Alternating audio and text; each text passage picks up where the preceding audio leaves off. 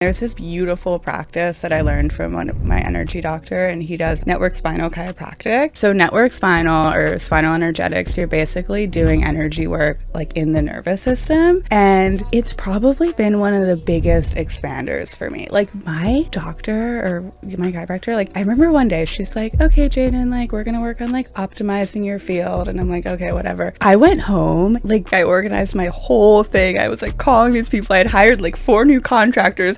I was like, I can't handle this, but they work in your nervous system and expand your capacity for just more. I'm so excited to welcome Jaden Hummel to the podcast. Jaden's an energy coach. We all need energy coaches, okay?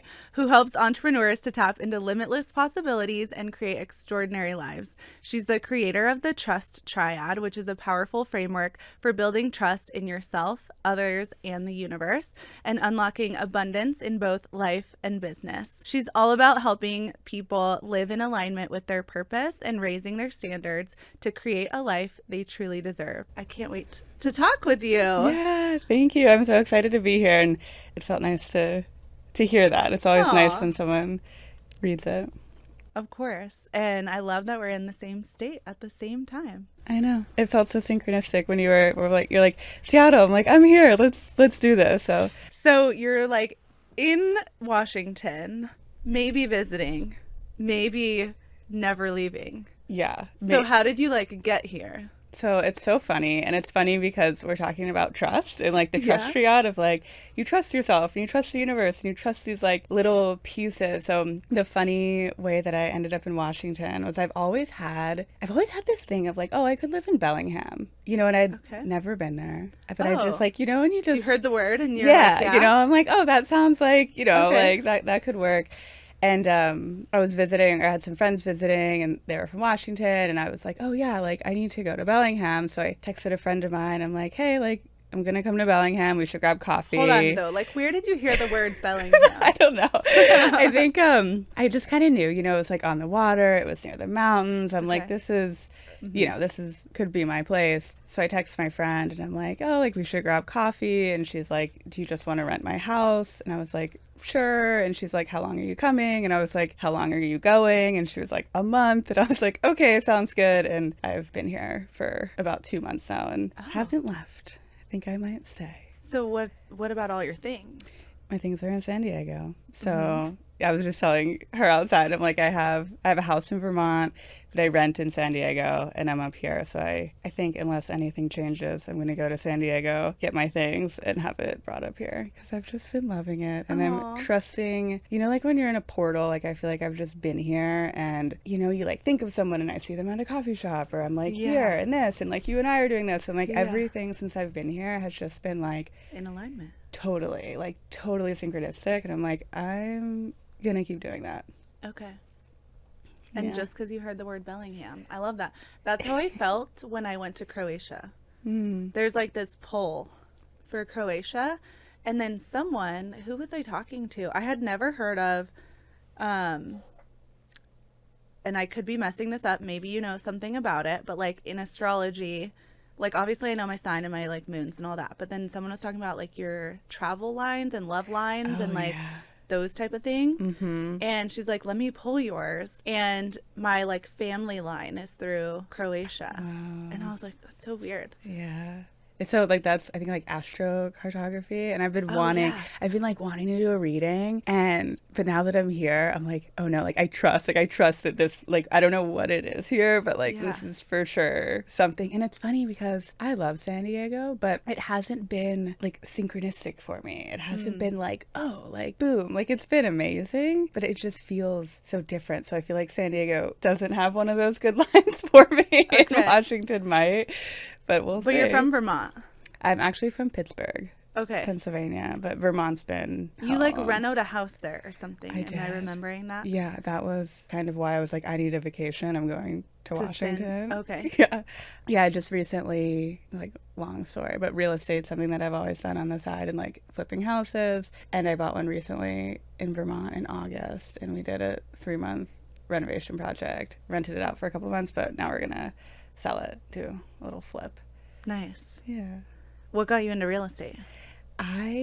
What's funny, I've just always been really into like houses and real estate. My dad's a contractor. My mom, I think, sold real estate when I was really young. And it's just, I've just always been into houses. And when I graduated college, I got a degree in entrepreneurship, and I was like, what am I going to do? Yeah. I don't have any money. I'm not like, it's funny, I studied engineering at first because I'm like, I'm going to make some money. Like, this is what I'm going to do, and then I'm going to do what I like. But I ended up getting an entrepreneurship degree. But engineering's boring. It's boring. I wasn't making any friends. I was like, this is not for me. But when I graduated, I was like, what am I going to do? So I convinced somebody who I knew to invest in a flip house project. And cool. I need that friend. Yeah. I did that right out of college, and that's sort of been just something that I've kept going. And how did you start your now business? My business now it sort of came to me as much as I came to it. Like, it was sort of a mutual pull. But I would say the short story, long story is I was into yoga and like energy healing, and I'd always been an entrepreneur. Like, I did the house flipping. I had a window washing company when I lived in Tahoe. I had a grilled cheese stand at one point, just like always an entrepreneur. And I was always that person that... A grilled cheese stand is genius. Yeah, I did. No one ever doesn't want a grilled cheese. I know. It's really good. And like, we would put a like cranberry and apple on it. And wait, I don't know about that. Yeah, no, it's really good. But yeah, I was just always doing stuff, and I kind of had this sense that I was always going to do what I wanted with life. I had this mantra, which I'm so grateful for, from a kid. Well, first of all, my dad would always tell me, if you ever want to make any money, you have to work for yourself. And then I also always got instilled with like, whatever you want to do, you can do it. And I'm so grateful for that, because I really like went off in life and was like, whatever I want to do, I can do it.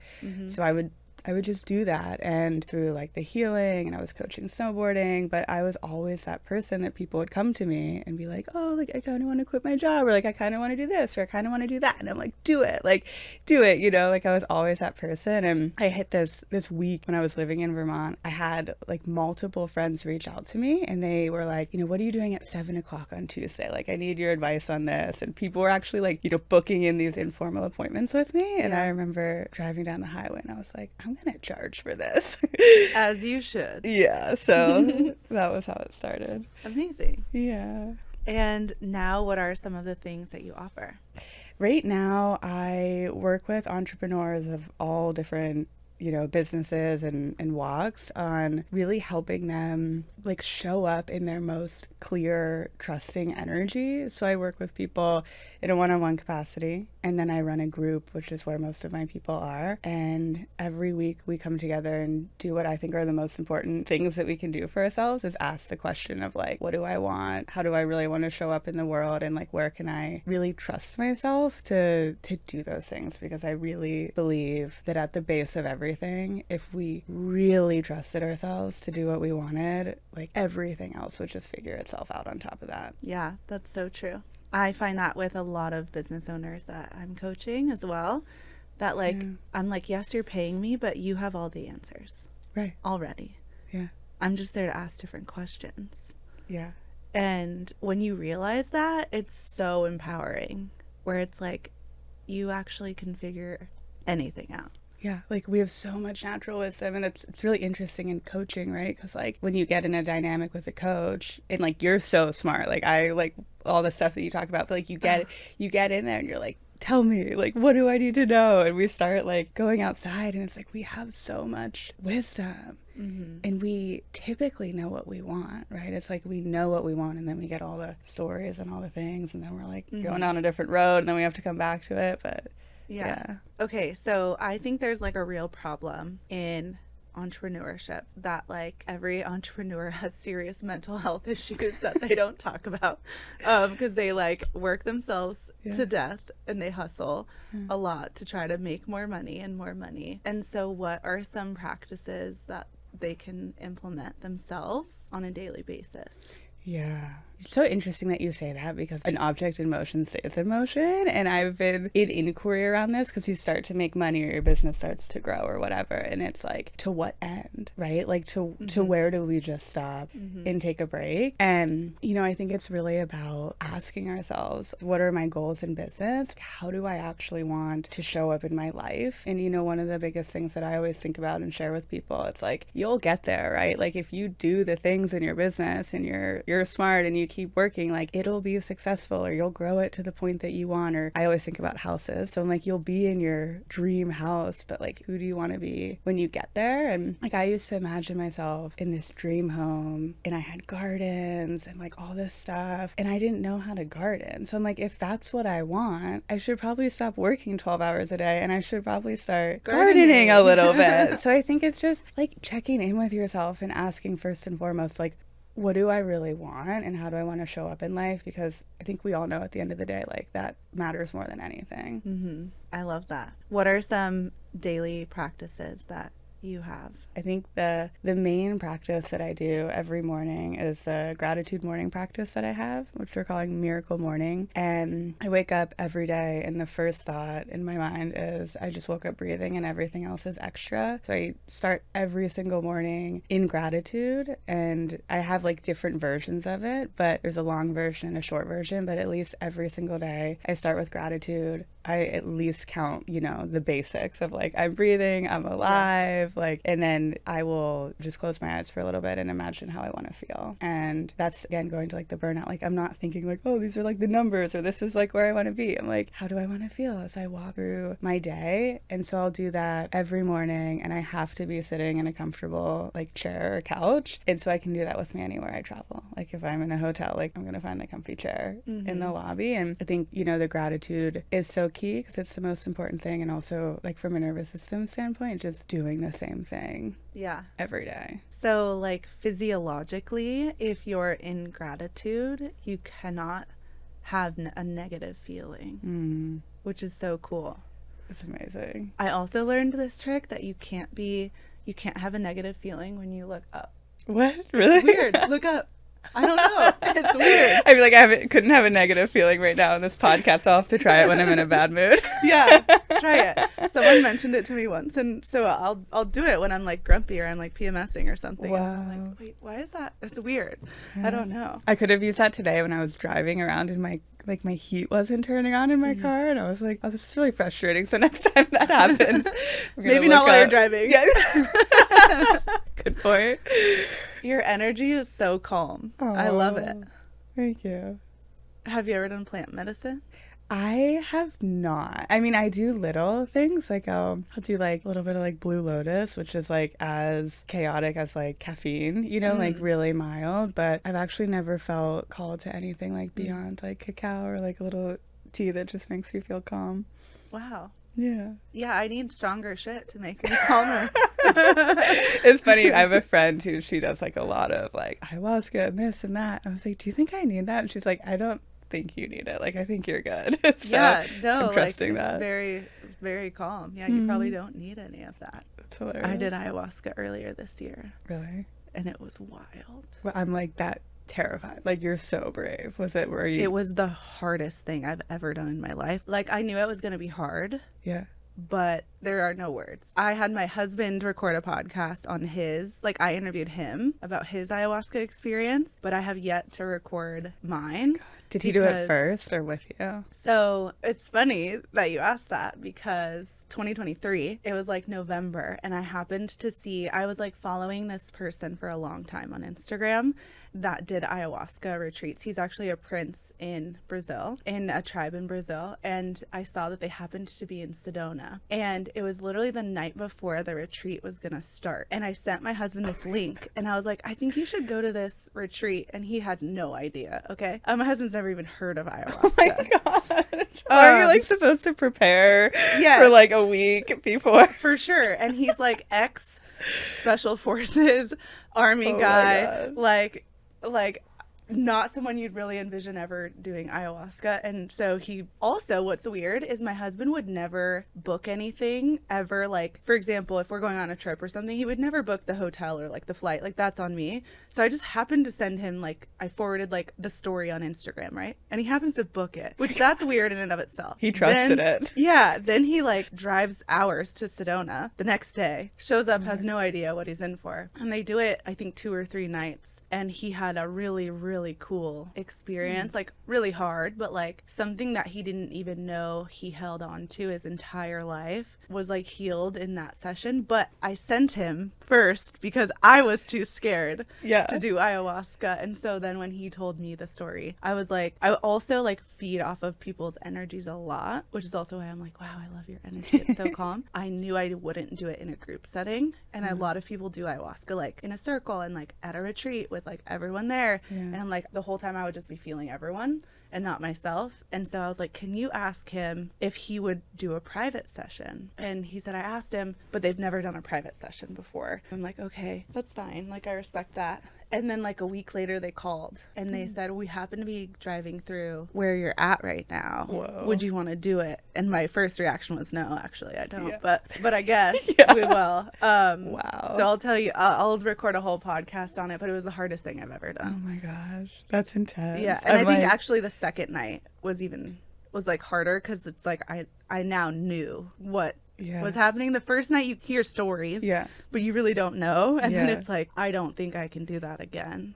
You do it multiple nights in a row. I did it 2 nights in a row. Wow. That's wild. Yeah. That's like so crazy. When I hear people like tell stories of like, wow. But it's apparently, I'm excited to hear your podcast on it and hear about it. It's really a healing medicine for sure. And I think a lot of like our society, you know, has just gotten so far from anything that used to like help and heal people. Totally. Yeah. How do you coach your clients on just getting more back to who they are? Yeah. I think it's just so simple. It's just like checking in with yourself like all the time. And it's so interesting like to talk about ayahuasca because it's like your husband obviously like really trusted that journey, right? And then you like totally trusted it. Like I would have ran out the back door, like packed my bag. Like I would have been like, oh, I'm not really here. You're here. Cool. I'm like in New York. Like but this like check-in of like, does this feel like something that I want to do? And I think, for like back to the question of like really getting back to what matters, like just asking ourselves all the time, like, do I really want this? Or like, what do I really want? And there's this beautiful practice that I learned from my energy doctor, and he does network spinal chiropractic. I was gonna ask you if you know Spinal Energetics. It might be similar. It's I just did that. So good. And I'm having a Spinal Energetics person fly in for my next mastermind retreat. Yeah. The people don't know it yet, but this will come out after. Yeah. Because I'm not gonna warn them. No, it's I'm gonna do what I did to my husband. Yeah, with that. You're like, here we're going. They'll watch like, videos intense. and be like, I'm not fucking doing that. No, but, it's crazy. Okay, so I think network. Like I want to say, I don't know if I'm right. I think network kind of is like the original. I don't know which one came first, but it's like the same thing basically. And so tell the people what it is. Yeah. So network spinal or spinal energetics, you're basically doing energy work like in the nervous system, and it's probably been one of the biggest expanders for me. Like my doctor or my chiropractor, like I remember one day she's like, okay, Jaden, like we're gonna work on like optimizing your field, and I'm like, okay, whatever. I went home, like the amount of optimizing I did in my business that day was like overwhelming. Like I organized my whole thing. I was like calling these people. I had hired like 4 new contractors. I was like, I can't handle this. But they work in your nervous system and expand your capacity for just more. Like, wait, so was your experience like your body's like moving and they're not touching you? It's like similar. So I don't move as much. Some people do. I don't really. Like I will a little bit, but I go to this doctor in LA. You can YouTube it, right? Like what people do. Like people will be like yelling and like, oh, like screaming. I'm like, what is going on? Okay, like, so I first did it crazy. In LA. And it was with the lady that created Spinal Energetics. She lives in Australia, wow. Dr. Sarah Jane. And my chiropractor from Tucson was her co-facilitator, Dr. Brett. And we get there and there's like, I actually didn't sign up for it. That was a weird alignment thing too, of I had no idea what it was. But Dr. Brett happened to call me and he's like, hey, I have 1 spot left. I'm in LA. I know you're like in LA right now. Why don't you come to this thing? I'm like, okay, cool. Don't really know what I'm getting into. And then we get there and they start working on these people and it looks like like a straight up exorcism. Yeah. And sounds like an exorcism or sex or an orgy or very traumatizing, like really depends on the person thing. And I'm like, what? You want me to do that? Yeah. And in front of 20 people? Like, I don't know. But then they started doing it, and like, I've never had the fastest like healing experience. It was 7 minutes, and I feel like it does the same thing that ayahuasca does. Yeah. And way less hard. Yeah.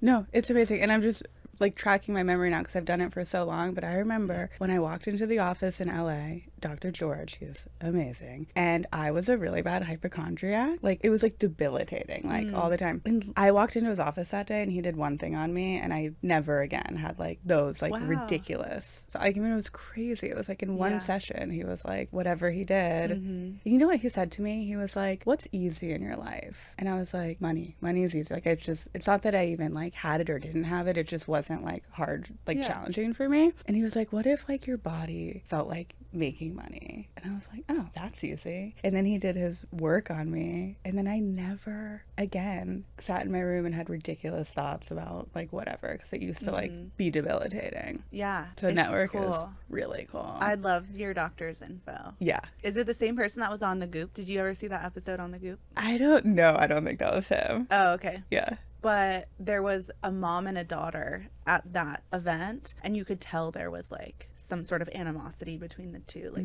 you could tell they weren't really getting along. And so the two doctors like had them simultaneously next to each other, and it was like I was crying so hard. Like the whole room was crying so hard. Like they fixed whatever that energy was, and like they were holding hands like after, and it was just like the most beautiful experience ever. Yeah. It's so good. And like this, I love that we're like chatting about this, because I think all of the work that I've come to at this point is like energy. It's like, it's energy. It's like the energy work. It's doing like these little things is so much more profound than anything we can dream up or worry about or stress out about in our mind. Well, where can our listeners find you? Yeah, let's see. So the best place is Instagram, probably. I hang out there every day. So my personal account is Jaden B. Hummel, which I'm sure will be in the show notes. And then the business account is Open Field. And for anybody who is feeling called to this work of, again, like what I believe is just the most important thing in the world of like, how can we get clear and trust ourselves to do the things that we want in life, come into either one of those. And the program that I have is Open Field, and we essentially have this community and training program of showing up in a high energy state so that we can really do the powerful work that we get to do in this world. So that's where you can come on in. Thank you so much for being here.